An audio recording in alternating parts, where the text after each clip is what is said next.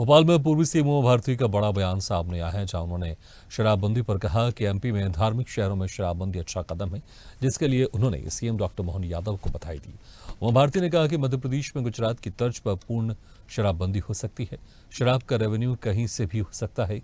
पूर्व सीएम उमा भारती ने कहा कि केन बेतवा परियोजना के लिए मुख्यमंत्री मोहन यादव की तारीफ करना चाहूंगी। ये परियोजना दुनिया की पहली इंटरलिंकिंग परियोजना होगी, जो कि अटल जी का सपना था। ये योजना 8 साल में पूरी हो जाएगी। मैं सीएम मोहन यादव की हिम्मत की दाद दूंगी। ये परियोजना 2 नदी को जोड़कर तीसरी नदी का निर्माण करेगी। सीएम मोहन यादव को कुछ मामलों में गुरुतुल्य मानती हूँ। बहुत सरल सहनशील व्यक्ति हैं।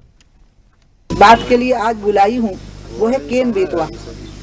मैं एक दिन और सोच रही थी तो मनमोहन सिंह जी का जो निधन हुआ था, दुखद निधन, उसकी वजह से और फिर कई दिनों का जो शोक घोषित हुआ था, और फिर मैं यहाँ से चली गई थी कुंभ में स्नान करने के लिए, तो इसलिए वो बात रुक गई थी। मैं केन बेतवा प्रोजेक्ट को हकीकत में बदल देने के लिए मध्य प्रदेश की सरकार का और मध्य प्रदेश के मुखिया मोहन यादव जी का बहुत बहुत अभिनंदन करना चाहती थी। जिसका सपना अटल जी ने देखा था, और उसके सपने की कहानी ये थी कि भारत में 2 समस्याएं एक साथ थीं, बाढ़ की और सुखाड़ की। कहीं बाढ़ है तो कहीं सूखा है। दोनों का मिल के निदान था कि जो अतिरिक्त पानी है उसका, बाढ़ का जो अतिरिक्त पानी है उसका सुखाड़ में यानी सूखे में कैसे उपयोग हो। सपना अटल जी का था। उनने एक कमेटी बनाई। कमेटी के अध्यक्ष सुरेश प्रभु जी बनाए गए। सुरेश प्रभु जी को सबसे पहले बुलाने वाला राज्य मध्य प्रदेश था।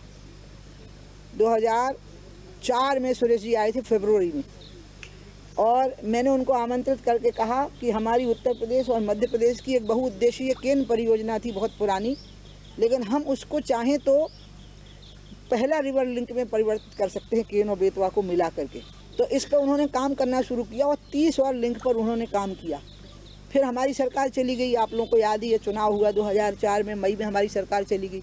उसके बाद सुरेश प्रभु की जो रिपोर्ट है वो धूल खाई 2004 से 2014 तक। 2014 में जब फिर से हमारी सरकार बनी तो फिर से केन बेतवा परियोजना की बातचीत शुरू इसलिए हुई क्योंकि सुप्रीम कोर्ट का ऑर्डर हो गया था कि इन योजनाओं में कोई बाधा ना आवे, इसमें कोर्ट साथ देगा, और आप ये 30 परियोजनाएं जो आपने प्रस्तावित की हैं पूरी करिए, और इसमें सबसे पहले केन बेतवा पूरी करिए, क्योंकि केन बेतवा पे अधिकतर काम हो चुका है। एक टीम भी बन गई थी, टीम मेरी उपस्थिति में बन गई थी दोनों राज्यों के अधिकारियों की।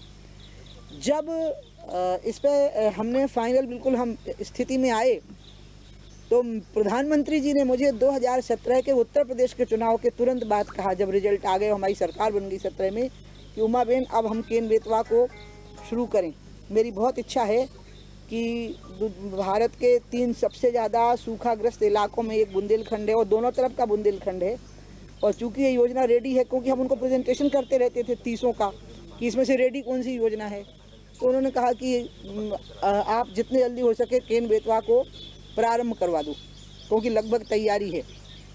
इसमें मध्य प्रदेश की सरकार की कुछ आपत्तियां थीं, और वो आपत्तियां बहुत नाजायज़ नहीं थीं, लेकिन दरकिनार भी की जा सकती थीं। जैसे उनके पानी के कुछ और समझौते थे यूपी के साथ जो सॉर्ट आउट नहीं हुए थे, सुलझे नहीं थे, तो उनका कहना था कि जब तक वो ना सुलझ जाएं तब तक इसमें, चूँकि पूरा का पूरा जो उजड़ने वाला क्षेत्र है वो मध्य प्रदेश में आ रहा है, तो इसलिए पहले उनको सुलझा लीजिए। वहाँ स्थिति बड़ी अजीब हो जाती थी। मुख्यमंत्री जी राजी हो जाते थे, फिर अधिकारी उनको पड़का देते थे। तो इसमें 2017 में ही ये होने वाली थी प्रारंभ, कोई कमी नहीं रह गई थी। थोड़ी तकनीकी प्रक्रियाएं थी कि दोनों राज्यों की सहमति चाहिए थी, और हम पूरी प्रक्रिया पूरी कर चुके थे, और अंत में वो अटकी सो अटकी रह गई, और अंत में जा कर के 2024 या 24 दिसंबर में वो योजना का टेक ऑफ हुआ है। मैं इसके लिए बहुत अभिनंदन करूंगी मोहन यादव जी का, प्रदेश की सरकार का, क्योंकि ये संभव ही नहीं था। इसके लिए साहस की ज़रूरत थी। साहस की इसलिए ज़रूरत थी क्योंकि ये दुनिया की पहली योजना है रिवर इंटरलिंकिंग की।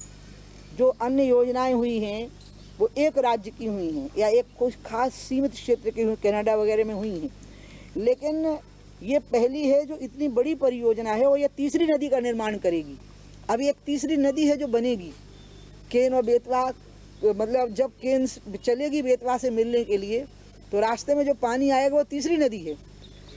और इसकी जो कैड योजना है कमांड एरिया डेवलपमेंट की, वो हमने इतनी सुंदर बनाई है दोनों तरफ की कि इसमें एनिमल हस्बेंड्री का सबसे बड़ा काम होगा, दुग्ध पालन का, गौ पालन का और दुग्ध योजनाओं का, और फलों का, सब्जियों का, क्योंकि दोनों तरफ पानी होता है बहुत बड़ी मात्रा में, जो नहर के दोनों तरफ होता है पानी। वो कैड है, कमांड एरिया डेवलपमेंट है, जो पूरा परियोजना बनने के बाद में शुरू होता है।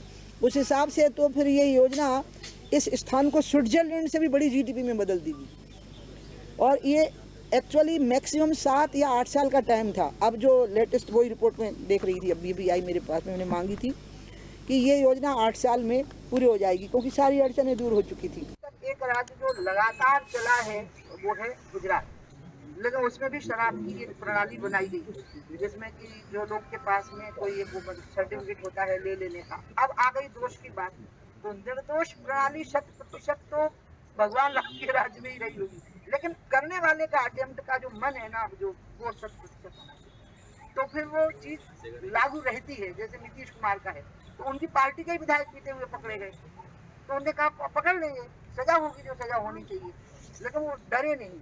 ये निडरता का निर्णय है, साहस का, और मैं मोहन जी पे इसलिए भरोसा कर रही हूँ क्योंकि वो साहसिक निर्णय लेने वाले व्यक्ति हैं कि अभी तक के उनके 1 साल के कार्यकाल से ये बातें तय हो गई, और इसलिए मुझे लग रहा है कि वो इस निर्णय को भी ले सकेंगे और हम पूर्ण शराबबंदी की ओर बढ़ सकेंगे। क्योंकि पूर्ण शराबबंदी की ओर स्टेप बाय स्टेप बढ़ते हैं ना, तो कमियां इतनी आ जाती हैं कि कमियां प्रभावी हो जाती हैं। लेकिन अगर हम एक साथ लेटेस्ट खबरों के लिए लाइक, फॉलो और यूट्यूब पर सब्सक्राइब करें, बेल आइकन दबाएं, साथ ही विजिट करें swadeshlive.com पर।